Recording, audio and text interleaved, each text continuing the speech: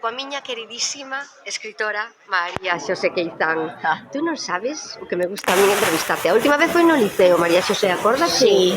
Bueno, que teñen as palabras que ti as dominas tan ben?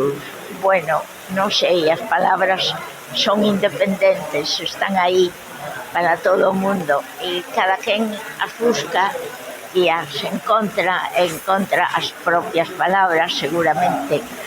Non sei, eu busco palabras, sí. Dime algunha na que teñamos que reflexionar.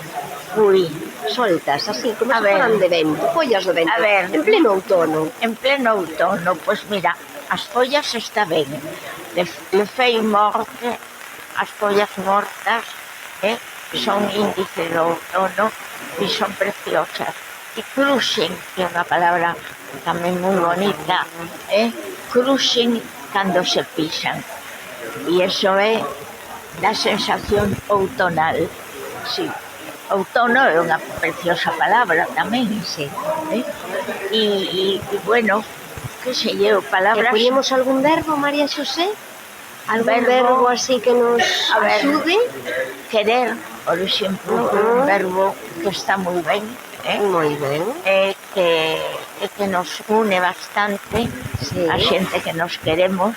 E algún adxetivo buscamos por aí? Algún adxetivo Algún bonito? adxetivo, Que tú teñas... a ver, non sei, os adxetivos son perigosos, sobre todo para a escrita. Hai que ter moito cuidado co adxetivo.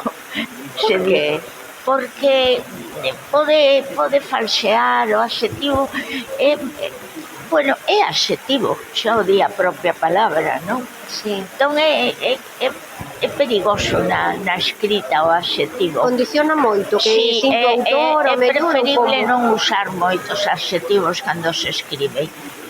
Ajá. Quedámonos cos sustantivos, cos verbos, co adxetivo hai que ter cuidado. Hai que ter cuidado. Sí. Moi ben, bueno, pois iso tereino en conta. Bueno. Tereino en conta, bueno, o que sí está claro, eu vou utilizar o adxetivo para ti, porque é auténticamente preciosa. Ai, E quero que o saibas.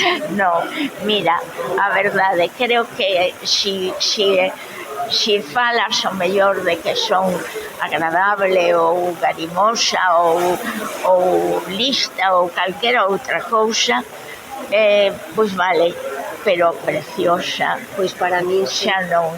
Para mí sí, ala. Bueno, pois... Alégrame moito de estar contigo, tamén, cariño. eu tamén. Moitas gracias, temos ollos preciosos.